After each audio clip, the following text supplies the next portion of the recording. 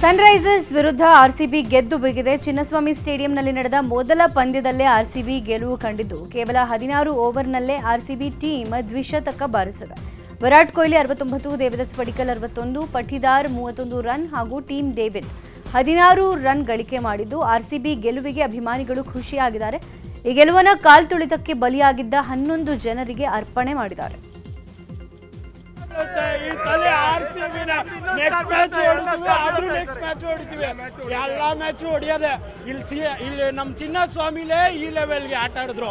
300 ಅಲ್ಲ 30 ಬಂದಿಲ್ಲ ನಮ್ಮ ಚಿನ್ನಸ್ವಾಮಿಲೇ. ಇನ್ ಬೇರೆ ಕಡೆ ಇನ್ನೇನ್ ಕತೆನೋ. 2ನೇ ಸ್ಟಾರ್ಗೆ ರೆಡಿ ನಾವು. ಇನ್ನು ಕಳೆದ ವರ್ಷ ಆರ್ಸಿಬಿ ಗೆಲುವಿನ ಸಂಭ್ರಮಾಚರಣೆಯಲ್ಲಿ ಕಾಲ್ತುಳಿತಕ್ಕೆ ಬಲಿಯಾಗಿದ್ದ 11 ಜನರಿಗೆ ವಿಶೇಷ ಆಸನ ವ್ಯವಸ್ಥೆ ಮಾಡಲಾಗಿತ್ತು. 11 ಆಸನಗಳಿಗೂ ಹೂವಿನ ಅಲಂಕಾರ ಮಾಡಿ ಆರ್ಸಿಬಿ ಬಾವುಟವನ್ನು ಇಟ್ಟು ಸತ್ತವರ ಆತ್ಮಕ್ಕೆ ಶಾಂತಿ ಕೋರಲಾಗಿದೆ. ಸನ್ರೈಸರ್ಸ್ ಹೈದರಾಬಾದ್ ವಿರುದ್ಧ ಆರ್ಸಿಬಿ ಗೆದ್ದು ಬಿಗಿದೆ. ಈ ಹಿನ್ನೆಲೆ ಚಿನ್ನಸ್ವಾಮಿ ಸ್ಟೇಡಿಯಂ ಬಳಿ ಆರ್ಸಿಬಿ ಅಭಿಮಾನಿಗಳ ಸಂಭ್ರಮ ಮುಗಿಲು ಮುಟ್ಟಿದೆ. ಸ್ಟೇಡಿಯಂ ಬಳಿ ನ್ಯೂಸ್ 18 ಜೊತೆ ಮಾತನಾಡಿದ ಆರ್ಸಿಬಿ ಫ್ಯಾನ್ಸ್, ಈ ಬಾರಿ ಕಪ್ ನಮ್ದೆ, ಇದು ಬರೀ ಟ್ರೇಲರ್ ಅಷ್ಟೇ, ಇನ್ನೂ ಸಿನಿಮಾ ಬಾಕಿ ಇದೆ ಅಂತ ಹರ್ಷೋದ್ಗಾರ ವ್ಯಕ್ತಪಡಿಸಿದ್ದಾರೆ.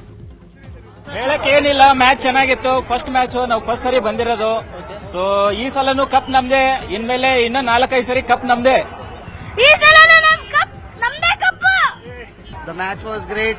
Really, Virat Kohli's performance was tremendous. Definitely every time he's the man, the king, the myth, the legend. RCB win ಆಗ್ತಾ ಇದ್ದಂತೆ ಸ್ಟೇಡಿಯಂನಲ್ಲಿ ಫ್ಯಾನ್ಸ್ಗಳ ಸಂಭ್ರಮ ಜೋರಾಗಿದ್ದು, ಇದರ ಮಧ್ಯೆನೇ ಫ್ಯಾನ್ಸ್ಗಳನ್ನು ಸುರಕ್ಷಿತವಾಗಿ ವಾಪಸ್ ಮನೆಗೆ ಕಳಿಸೋಕೆ ಪೊಲೀಸ್ ಇಲಾಖೆ ಸಕಲ ಸಿದ್ಧತೆ ಮಾಡಿಕೊಂಡಿತ್ತು. ಯಾವುದೇ ನೂಕಾಟ ಆಗದಂತೆ, ಈ ಹಿಂದೆ ಆದಂಥ ಅಚಾತುರ್ಯ ಆಗದಂತೆ ಫ್ಯಾನ್ಸ್ಗಳನ್ನು ಪೊಲೀಸರು ಹೆಚ್ಚಿನ ಭದ್ರತೆಯಲ್ಲಿ ಕಳಿಸಿದ್ರು. ಮೆಟ್ರೋ ಸ್ಟೇಷನ್ ಬಳಿಯೂ ನೂಕಾಟ ಆಗದಂತೆ ಭದ್ರತೆ ವಹಿಸಿ ಮೈಕ್ ಮೂಲಕ ನಿಧಾನವಾಗಿ ಹೋಗುವಂತೆ ಅಭಿಮಾನಿಗಳಿಗೆ ಪೊಲೀಸರು ಅನೌನ್ಸ್ ಮಾಡ್ತಾ ಇದ್ರು. ಈ ನಡುವೆ ಆರ್ಸಿಬಿ ಮ್ಯಾಚ್ ನೋಡೋಕೆ ಬಂದಾಗ 15ಕ್ಕೂ ಹೆಚ್ಚು ಮೊಬೈಲ್ ಕಳ್ಳತನ ಆಗಿದೆ. ಪಂದ್ಯ ಮುಗಿದ ಬಳಿಕ ಹೊರಗಡೆ ಬರುವಾಗ ಕಳ್ಳತನ, ಹಲವಾರು ಜನರ ಪರ್ಸ್ಗಳ ಕಳ್ಳತನ ಕೂಡ ಆಗಿದೆ, ಮೊಬೈಲ್ ಕಳ್ಳತನ ಕೂಡ ಆಗಿದೆ. ಹಾಗೆ ಸುಮಾರು 15ಕ್ಕೂ ಹೆಚ್ಚು ಮೊಬೈಲ್ ಕಳ್ಳತನ ಆಗಿದೆ ಅಂತ ಕಬ್ಬನ್ ಪಾರ್ಕ್ ಪೊಲೀಸ್ ಠಾಣೆಗೆ ದೂರನ್ನ ಕೊಡಲಾಗಿದೆ. ಇವತ್ತು ಸಿಸಿಟಿವಿ ದೃಶ್ಯ ಪರಿಶೀಲನೆ ಮಾಡಲಿದ್ದಾರೆ ಪೊಲೀಸರು. ಇರಾನ್ ಮೇಲೆ ಅಮೆರಿಕ ಹಾಗೂ ಇಸ್ರೇಲ್ ಬರೋಬ್ಬರಿ 1 ತಿಂಗಳಿಂದ ದಾಳಿ ಮಾಡ್ತಾನೆ ಇದೆ. ಅಮೆರಿಕ ಇಸ್ರೇಲ್ ಆರಂಭ ಮಾಡಿರೋ ಯುದ್ಧಕ್ಕೆ ಇರಾನ್ ಪ್ರತೀಕಾರ ತೋರಿಸ್ತಾನೆ ಇದೆ.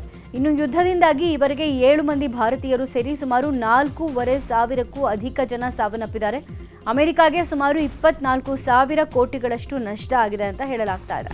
ಈ ಮಧ್ಯೆ ಅಮೆರಿಕ ಅಧ್ಯಕ್ಷ ಟ್ರಂಪ್ ಕದನ ವಿರಾಮ ಘೋಷಣೆ ಮಾಡಿದ್ರೂ ಕೂಡ ಇರಾನ್ ಮೇಲೆ ದಾಳಿ ಮಾಡಿತ್ತು. ಇನ್ನು ಶಕ್ತಿಶಾಲಿ ಮಿಸೈಲ್ ಹಾಗೂ ಡ್ರೋನ್ಗಳನ್ನು ಬಳಸಿ ಅಮೆರಿಕ ಹಾಗೂ ಇಸ್ರೇಲ್ನ ಸೇನಾ ನೆಲೆಗಳನ್ನು ಇರಾನ್ ಉಡೀಸ್ ಮಾಡಿದೆ ಎನ್ನಲಾಗ್ತಾ ಇದೆ. ಹರ್ಮುಜ್ ಜಲಸಂಧಿ ಬಂದ್ ಆಗಿರೋ ಪರಿಣಾಮ ಜಾಗತಿಕವಾಗಿ ಅಡುಗೆ ಅನಿಲ, ಪೆಟ್ರೋಲಿಯಂ ವಸ್ತುಗಳ ಪೂರೈಕೆಯಲ್ಲಿ ವ್ಯತ್ಯಯ ಆಗಿದೆ. ಯುದ್ಧ ಹೀಗೆ ಮುಂದುವರೆದ್ರೆ ಅಗತ್ಯ ವಸ್ತುಗಳ ಬೆಲೆ ಏರಿಕೆ ಫಿಕ್ಸ್ ಎನ್ನಲಾಗ್ತಾ ಇದೆ. ಇರಾನ್, ಇಸ್ರೇಲ್ ಹಾಗೂ ಅಮೆರಿಕ ಸಂಘರ್ಷಕ್ಕೀಗ ಯಮನ್ ಹೌತಿ ಉಗ್ರರು ಎಂಟ್ರಿ ಕೊಟ್ಟಿದ್ದಾರೆ. ಇರಾನ್ನನ್ನ ಬೆಂಬಲಿಸಿ ಇಸ್ರೇಲ್ ಮೇಲೆ ಕ್ಷಿಪಣಿ ದಾಳಿ ನಡೆಸಿದ್ದಾರೆ. ಆದರೆ ಹೌತಿ ಉಗ್ರರ ಕ್ಷಿಪಣಿಗಳನ್ನು ಹೊಡೆದು ಉರುಳಿಸಿದೀವಿ ಅಂತ ಇಸ್ರೇಲ್ ಸೇನೆ ಹೇಳ್ಕೊಂಡಿದೆ.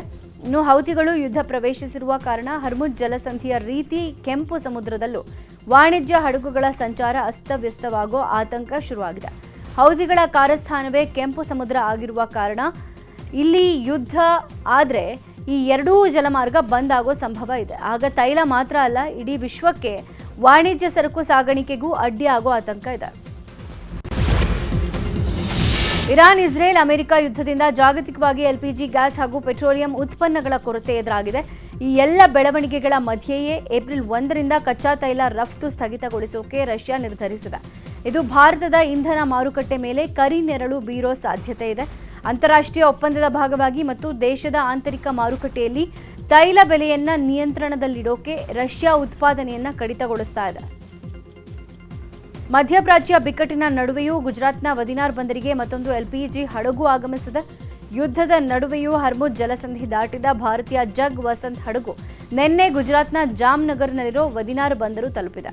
ಸುಮಾರು 47,000 ಮೆಟ್ರಿಕ್ ಟನ್ನಷ್ಟು ಅನಿಲ ಹೊತ್ತ ಹಡಗು ಭಾರತಕ್ಕೆ ಬಂದಿದೆ.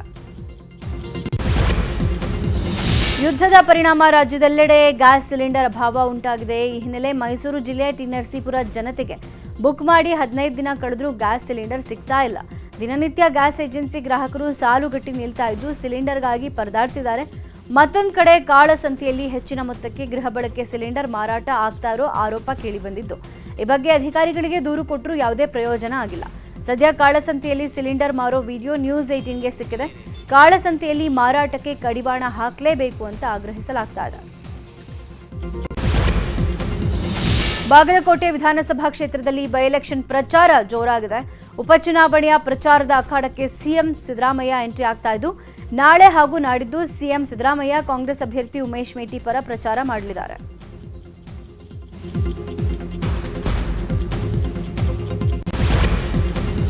ದಾವಣಗೆರೆ ದಕ್ಷಿಣ ಕ್ಷೇತ್ರದ ಉಪಚುನಾವಣೆ ರಂಗೇರಿದೆ. ಕಾಂಗ್ರೆಸ್ ಟಿಕೆಟ್ ಸಿಗದೇ ಇರೋದಕ್ಕೆ ಬಂಡಾಯ ಎದ್ದಿದ್ದ ಸಾದಿಕ್ ಪೈಲ್ವಾನ್ ಚುನಾವಣೆ ಸ್ಪರ್ಧೆಯಿಂದ ಹಿಂದೆ ಸರಿದಿದ್ದಾರೆ. ಹೀಗಾಗಿ ಸಾದಿಕ್ ಪೈಲ್ವಾನ್ ಮನೆಗೆ ಸಚಿವರಾದ ಭೈರತಿ ಸುರೇಶ್, ಎಸ್ಎಸ್ ಮಲ್ಲಿಕಾರ್ಜುನ್ ಭೇಟಿ ನೀಡಿ ಸಭೆ ಮಾಡಿದ್ರು. ಸಾದಿಕ್ ಮನೆಯಲ್ಲೂ ಬಾಡೂಟ ಆಯೋಜನೆ ಮಾಡಲಾಗಿತ್ತು. ಸಭೆ ಬಳಿಕ ಮಾತನಾಡಿದ ಸಚಿವ ಭೈರತಿ ಸುರೇಶ್, ಪ್ರತಿಯೊಬ್ಬರಿಗೂ ಟಿಕೆಟ್ ಕೇಳೋ ಅರ್ಹತೆ ಇದೆ, ಅದೇ ರೀತಿ ನಮ್ಮ ಪೈಲ್ವಾನ್ ಕೇಳಿದ್ದಾರೆ, ಈಗೆಲ್ಲ ಸರಿಯಾಗಿದೆ ಅಂತ ಹೇಳಿದ್ರು. ನಮ್ಮ ಸಾದಿಕ್ ಪೈಲ್ವಾನು ಬೇರೆ ಅಲ್ಲ, ನಾನು ಬೇರೆ ಅಲ್ಲ, ಒಂದೇ ಮನೆಯವರು, ಒಂದೊಮ್ಮೆ ಅಣ್ಣ ತಮ್ಮಗಳಾಗಿ ಇದ್ವಿ. ಏನೋ ಸಣ್ಣ ಪುಟ್ಟವು ಏನೋ ಒಂದು ಸ್ವಲ್ಪ ಇದಾಗಿದ್ವು, ಆದರೂ ಮುಂಚಿನಿಂದಲೂ ಅವ್ರು ಯಾವಾಗಲೂ ನನಗೆ ಗೊತ್ತಿತ್ತು. ಅವರು ಯಾವಾಗಲೂ ನಮಗೆ ಬೆಂಬಲ ಸೂಚನೆ ಇದ್ದಾರೆ. ಈಗಾದರೂ ಹೆಚ್ಚಿನ ರೀತಿಯಿಂದ ಬೆಂಬಲವನ್ನು ಸೂಚಿಸಿ ಅವರ ಎಲ್ಲ ಮನೆತನದವರು, ಸಾದಿಕ್ ಪೈಲ್ವಾನ್ ಅವರು ಮನೆತನದವರು, ತಮ್ಮ ಆಗಿರ್ಬೋದು, ಅವ್ರ ಅಣ್ಣ ಆಗಿರ್ಬೋದು, ಅವ್ರ ಅಣ್ಣನ ಮಕ್ಕಳು, ಅಳಿಯಂದರು ಎಲ್ಲರೂ ಒಗ್ಗಟ್ಟಿನಿಂದ ಕೆಲಸ ಮಾಡಿ ನಮ್ಮ ಕಾಂಗ್ರೆಸ್ ಪಕ್ಷ ಹೆಚ್ಚು ಮತಗಳ ಅಂತರದಲ್ಲಿ ಗೆಲ್ಲಿಸೋ ಒಂದು ಕೆಲಸವನ್ನು ಮಾಡ್ತಾರೆ. ಏನು ಯಾವುದು ಗೊಂದಲ ಆಗಿಲ್ಲಪ್ಪ. ಗೊಂದಲ ಆಗಿರೋದು ಬರೀ BJP ಅವ್ರಿಗಷ್ಟೇ, ಯಾವುದು ಗೊಂದಲ ಆಗಿಲ್ಲ. ನಾನು ಹೇಳಿದ್ನಲ್ಲ, ಇಂಟರ್ನಲ್ ಡೆಮಾಕ್ರಸಿ. ಕಾಂಗ್ರೆಸ್ ಪಾರ್ಟಿ ಅನ್ನೋದು ಆಂತರಿಕ ಪ್ರಜಾಪ್ರಭುತ್ವ ಇರುವಂಥ ಪಕ್ಷ. ಪ್ರತಿಯೊಬ್ಬನಿಗೂ ತನ್ನದೇ ಆದ ವ್ಯಕ್ತಿತ್ವ ಇರ್ತದೆ. ಅದೇ ಪ್ರಕಾರ ಟಿಕೆಟ್ ಕೇಳಿದ್ರು. ಇವತ್ತು ಕಾಂಗ್ರೆಸ್ ಪಕ್ಷ ಈ ಸರ್ತಿ ಸಮರ್ಥ ಕೊಡೋಣ ಅಂತ ಹೇಳಿದ್ದಾರೆ, ಅದೇ ಪ್ರಕಾರ ಕೊಟ್ಟಿದ್ದಾರೆ. ಆದ್ದರಿಂದ ಸಮರ್ಥನ ಗೆಲ್ಲಿಸೋದಷ್ಟೇ ಕಾಂಗ್ರೆಸ್ ಪಕ್ಷದ ಉದ್ದೇಶ. ದಾವಣಗೆರೆ ದಕ್ಷಿಣ ಕ್ಷೇತ್ರದ ಬೈ ಎಲೆಕ್ಷನ್ ಸಮರ ಜೋರಾಗಿದೆ. ಪಕ್ಷೇತರ ಅಲ್ಪಸಂಖ್ಯಾತ ಅಭ್ಯರ್ಥಿ ಆದಿಲ್ ಖಾದರ್ ಬಾಷಾಗೆ ಸಿಎಂ ಇಬ್ರಾಹಿಂ ಬೆಂಬಲ ವ್ಯಕ್ತಪಡಿಸಿದ್ದಾರೆ. ಈ ಬಗ್ಗೆ ಮಾತನಾಡಿದ ಸಿಎಂ ಇಬ್ರಾಹಿಂ, ದಾವಣಗೆರೆಯಲ್ಲಿ 3ನೇ ಶಕ್ತಿ ನಿರ್ಮಾಣ ಮಾಡಬೇಕು, ಹೀಗಾಗಿ ಆದಿಲ್ ಖಾದರ್ ಅವರನ್ನ ಗೆಲ್ಲಿಸಬೇಕು ಅಂತ ಹೇಳಿದ್ರು. ಇನ್ನು ಶಾಮನೂರು ಕುಟುಂಬದಲ್ಲಿ ಒಬ್ರು MP, ಇನ್ನೊಬ್ರು ಮಂತ್ರಿ, ಈಗ ಮತ್ತೊಬ್ಬ ಅದೇ ಮನೆಯ ಹುಡುಗನನ್ನೇ MLA ಮಾಡ್ತಾ ಇದ್ದಾರೆ. ಇದೇನಾ ಕಾಂಗ್ರೆಸ್ ಪ್ರಜಾಪ್ರಭುತ್ವ ಅಂತ ಪ್ರಶ್ನೆ ಮಾಡಿದ್ರು. ಇನ್ನು ದಾವಣಗೆರೆ ಬೈ ಎಲೆಕ್ಷನ್ ಗೆಲ್ಲೋಕೆ ಬಿಜೆಪಿ ಕಸರತ್ತು ನಡೆಸ್ತಾ ಇದ್ದು, ಲಿಂಗಾಯತ ಮತ ಸೆಳೆಯೋಕೆ ಮೊದಲ ಬಾರಿ ಅಬ್ಬರದ ಪ್ರಚಾರದ ಪ್ಲಾನ್ ಮಾಡಿಕೊಂಡಿದೆ. ಬಿಜೆಪಿ ರಾಜ್ಯಾಧ್ಯಕ್ಷ BY ವಿಜಯೇಂದ್ರ ಇವತ್ತು ಅಬ್ಬರದ ಪ್ರಚಾರ ನಡೆಸಲಿದ್ದಾರೆ. ಬೆಳಗ್ಗೆ 8:00ವರೆಗೆ ಉಪಹಾರದೊಂದಿಗೆ ವೀರಶೈವ ಸಮಾಜದ ಮುಖಂಡರೊಂದಿಗೆ ಸಭೆ ನಡೆಸಲಿರುವ ವಿಜಯೇಂದ್ರ ಬಳಿಕ 10ಕ್ಕೆ ಪಕ್ಷದ ಕಚೇರಿಯಲ್ಲಿ ಪ್ರೆಸ್ ಮೀಟ್ ಮಾಡಲಿದ್ದಾರೆ. ಬಳಿಕ ಎಲ್ಲ ಮುಖಂಡರ ಜೊತೆಗೆ ಸಭೆ ನಡೆಸಿ ಬಿಜೆಪಿ ಅಭ್ಯರ್ಥಿಯನ್ನ ಗೆಲ್ಲಿಸೋಕೆ ಪ್ಲಾನ್ ಮಾಡಿಕೊಂಡಿದ್ದಾರೆ.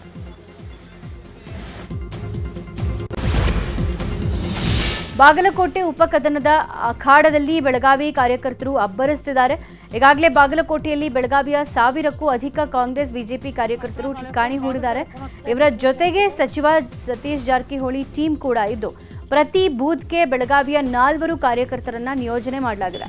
ಬೂತ್ ಮಟ್ಟದಲ್ಲಿ ಮತದಾರರನ್ನ ಸೆಳೆಯೋಕೆ ಕಾಂಗ್ರೆಸ್ ಬೆಂಗಳೂರು ದಕ್ಷಿಣ ಜಿಲ್ಲೆಯ ಮಾಗಡಿಯ ಗುಡ್ಡೆ ಮಾರನಹಳ್ಳಿ ಹ್ಯಾಂಡ್ ಪೋಸ್ಟ್ ಬಳಿಯ ಬೇಕರಿಯೊಂದರ ಬಳಿ ನಿಂತಿದ್ದಂಥ ಮಹಿಳೆಯ ಚಿನ್ನದ ಸರವನ್ನ ಕದ್ದು ಕಳ್ಳ ಪರಾರಿಯಾಗಿದ್ದ. ಈ ಬಗ್ಗೆ ಕುದೂರು ಪೊಲೀಸ್ ಠಾಣೆಯಲ್ಲಿ ಪ್ರಕರಣ ದಾಖಲಾಗಿತ್ತು. ಕಳೆದ 24 ಗಂಟೆಯೊಳಗೆ ಇಬ್ಬರು ಕಳ್ಳನನ್ನ ಪೊಲೀಸರು ವಶಕ್ಕೆ ಪಡೆದಿದ್ದು, ಕಳ್ಳರಿಂದ 6.5 ಲಕ್ಷ ಮೌಲ್ಯದ 40 ಗ್ರಾಂ ಚಿನ್ನ ಹಾಗೂ ಕೃತ್ಯಕ್ಕೆ ಬಳಸಿದ್ದ ಬೈಕ್ನನ್ನ ವಶಕ್ಕೆ ಪಡ್ಕೊಳ್ಳಲಾಗಿದೆ.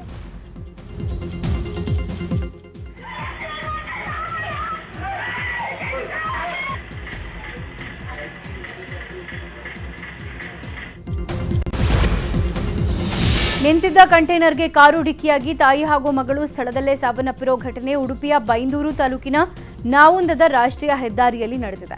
ಮಮತಾ ಮಗಳು ಧೃತಿಕಾ ಮೃತ ದುರ್ದೈವಿಗಳಾಗಿದ್ದಾರೆ. ಉಳಿದಂತೆ ಕಾರಿನಲ್ಲಿದ್ದ ರಘು, ಜಾಹ್ನವಿ, ಚಾರ್ವಿ, ಕಿರಣ್ಗೆ ಗಾಯಗಳಾಗಿದ್ದು ಆಸ್ಪತ್ರೆಗೆ ದಾಖಲು ಮಾಡಲಾಗಿದೆ. ಉಡುಪಿ ಪ್ರವಾಸಕ್ಕೆ ಅಂತ ಬಂದಿದ್ದ ಕುಟುಂಬ ಪ್ರವಾಸ ಮುಗಿಸಿ ವಾಪಸ್ ಆಗುವಾಗ ಈ ದುರ್ಘಟನೆ ನಡೆದು ಹೋಗಿದೆ. ಕಳೆದ 1 ವಾರದಿಂದ ಗ್ರಾಮಸ್ಥರ ನಿದ್ದೆಗೆಡಿಸಿದ್ದ ಚಿರತೆ ಕೊನೆಗೂ ಅರಣ್ಯ ಇಲಾಖೆ ಇಟ್ಟಿದ್ದ ಬೋನಿಗೆ ಬಿದ್ದಿದೆ. ಉತ್ತರ ಕನ್ನಡ ಜಿಲ್ಲೆಯ ಕಾರವಾರ ತಾಲೂಕಿನ ಚಿತ್ತಾಕುಲ ಪಂಚಾಯತ್ ವ್ಯಾಪ್ತಿಯ ಸಾವರಪೈ ಬಳಿ ಚಿರತೆ ಸೆರೆ ಹಿಡಿಯಲಾಗಿದೆ. ಚಿರತೆ ಸೆರೆಯಿಂದಾಗಿ ಗ್ರಾಮಸ್ಥರು ನಿಟ್ಟುಸಿರು ಬಿಟ್ಟಿದ್ದಾರೆ. ಚಿಕ್ಕಮಗಳೂರಿನ ಮೂಡಿಗೆರೆ ಪಟ್ಟಣದಲ್ಲಿ ಸುರಿದ ಬಿರುಗಾಳಿ ಮಳೆಗೆ ಭಾರೀ ಅವಾಂತರ ಸೃಷ್ಟಿಯಾಗಿದೆ. ಬಿರುಗಾಳಿ ಮಳೆಗೆ ಖಾಸಗಿ ಶಾಲೆಯಲ್ಲಿದ್ದ ನೂರಾರು ಹೆಂಚುಗಳು ಹಾರಿ ಹೋಗಿವೆ.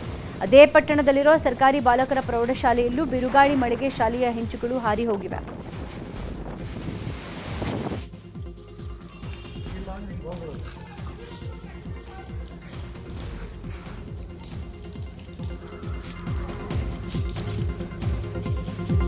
ಇನ್ನು ಮೂಡಿಗೆರೆಯಲ್ಲಿ ಮಳೆಯಿಂದಾಗಿ ಸಾಕಷ್ಟು ಹಾನಿಯಾಗಿದ್ದು, ಗಾಳಿ ಮಳೆಗೆ ಕಾರಿನ ಮೇಲೆ ಶಾಲಾ ಹೆಂಚುಗಳು ಬಿದ್ದಿದ್ದು, ಜಗದೀಶ್ ಎನ್ನುವವರು ಹೊಸ ಸುಜುಕಿ ವಿಕ್ಟೋರಿಯಾಸ್ ಕಾರು ಹಾನಿಯಾಗಿದೆ.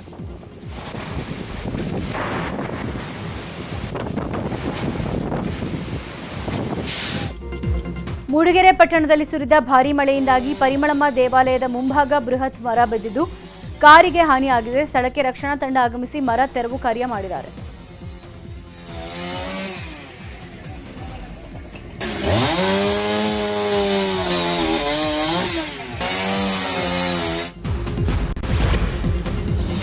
ಉಡುಪಿಯ ಬಹುತೇಕ ಭಾಗದಲ್ಲಿ ಗುಡುಗು ಸಹಿತ ಭಾರೀ ಮಳೆಯಾಗಿದೆ. ಜಿಲ್ಲೆಯ ಬೈಂದೂರು, ಕಾರ್ಕಳ ತಾಲೂಕಿನಲ್ಲಿ ಅತಿ ಹೆಚ್ಚು ಮಳೆಯಾಗಿದ್ದು, ಅಕಾಲಿಕ ಮಳೆಯಿಂದಾಗಿ ಯಕ್ಷಗಾನ, ಕೋಲದಂತಹ ಧಾರ್ಮಿಕ ಕಾರ್ಯಕ್ರಮಗಳಿಗೆ ಅಡ್ಡಿ ಉಂಟಾಗಿದೆ.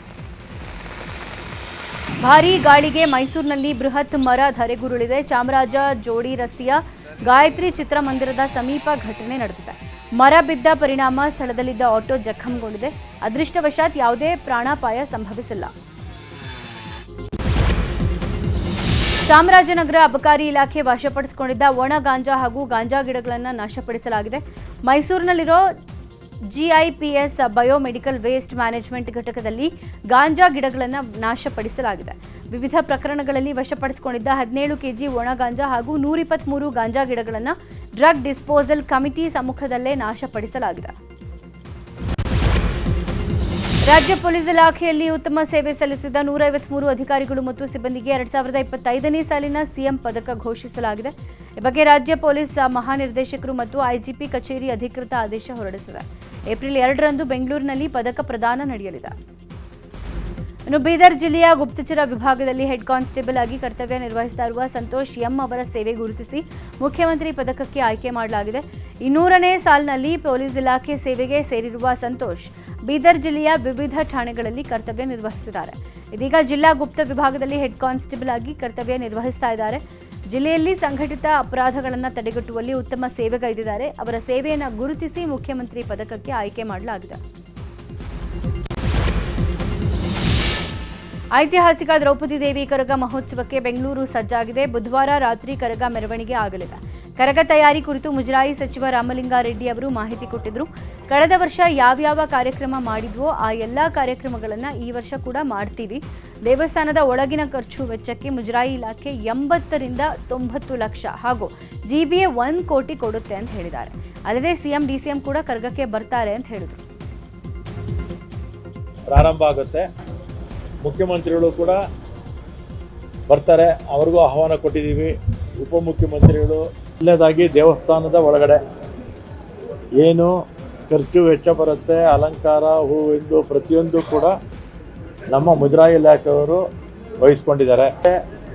BBMP ಅವರಿಗೆ ಈ ಸಲ ವಿಶೇಷವಾಗಿ ಹೆಚ್ಚು ದೀಪದ ಅಲಂಕಾರ ಮಾಡಬೇಕು ಅಂತ ಹೇಳಿದ್ವಿ. ಮತ್ತು ದೇವಸ್ಥಾನದ ಹೊರಗಡೆ BBMP ಅವರು ಏನು ಖರ್ಚಾಗುತ್ತೋ ಅದನ್ನು ಅವರು ವಹಿಸ್ಕೊಂಡಿದ್ದಾರೆ. ಮತ್ತು ಅದೇ ರೀತಿ ಮಂಡ್ಯ ಜಿಲ್ಲೆಯ ಪುರಾಣ ಪ್ರಸಿದ್ಧ ಮೇಲುಕೋಟೆಯಲ್ಲಿ ವೈರಮುಡಿ ಬ್ರಹ್ಮೋತ್ಸವ ಅದ್ದೂರಿಯಾಗಿ ನೆರವೇರಿದೆ. ವಿಶ್ವವಿಖ್ಯಾತಿಯಾದ ಈ ಉತ್ಸವವನ್ನು ನೋಡೋಕೆ ಕರ್ನಾಟಕವಷ್ಟೇ ಅಲ್ಲದೆ ನೆರೆಯ ತಮಿಳುನಾಡು, ಆಂಧ್ರಪ್ರದೇಶ, ಮಹಾರಾಷ್ಟ್ರ ಸೇರಿದಂತೆ ನಾನಾ ರಾಜ್ಯಗಳು ಹಾಗೂ ಹೊರದೇಶದ ಭಕ್ತರು ಆಗಮಿಸಿ ಗೋವಿಂದ ನಾಮ ಸ್ಮರಣೆ ಮಾಡಿದರು.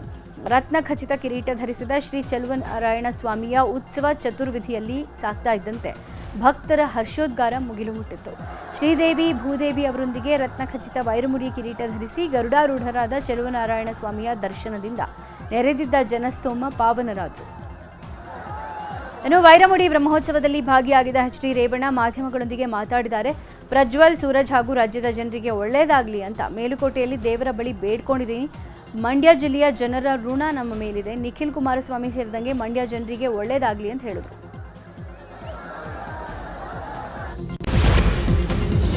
ಲೋಕ ಕಲ್ಯಾಣಾರ್ಥವಾಗಿ ಕೋಲಾರ ಜಿಲ್ಲೆ ಮುಳಬಾಗಿಲು ತಾಲೂಕಿನ ಪ್ರಸಿದ್ಧ ವಿರೂಪಾಕ್ಷಿ ಶಿವನ ದೇಗುಲದಲ್ಲಿ 7 ದಿನಗಳ ಕಾಲ ಶ್ರೀ ರುದ್ರ ಮಹಾಯಜ್ಞ ಕಾರ್ಯಕ್ರಮ ಹಮ್ಮಿಕೊಳ್ಳಲಾಗಿದೆ. ನಾಗಾ ಸಾಧುಗಳು ನೇತೃತ್ವದಲ್ಲಿ ರುದ್ರ ಮಹಾಯಜ್ಞ ನಡೆಯಲಿದ್ದು 7 ದಿನಗಳ ಕಾರ್ಯಕ್ರಮ ಅಂಗವಾಗಿ ಮುಳಬಾಗಿಲು ನಗರದ ಮುತ್ಯಾಲಪೇಟೆಯ ಗಂಗಮ್ಮ ದೇವಸ್ಥಾನದಲ್ಲಿ ಕಾರ್ಯಕ್ರಮಕ್ಕೆ ಚಾಲನೆ ಕೊಡಲಾಗಿದೆ. ದೇಗುಲದಿಂದ ಸೋಮೇಶ್ವರ ಪಾಳ್ಯದವರೆಗೂ ನಡೆದ ಶೋಭಾಯಾತ್ರೆಯಲ್ಲಿ 10 ನಾಗಾ ಸಾಧುಗಳು ಪಾಲ್ಗೊಂಡಿದ್ದರು.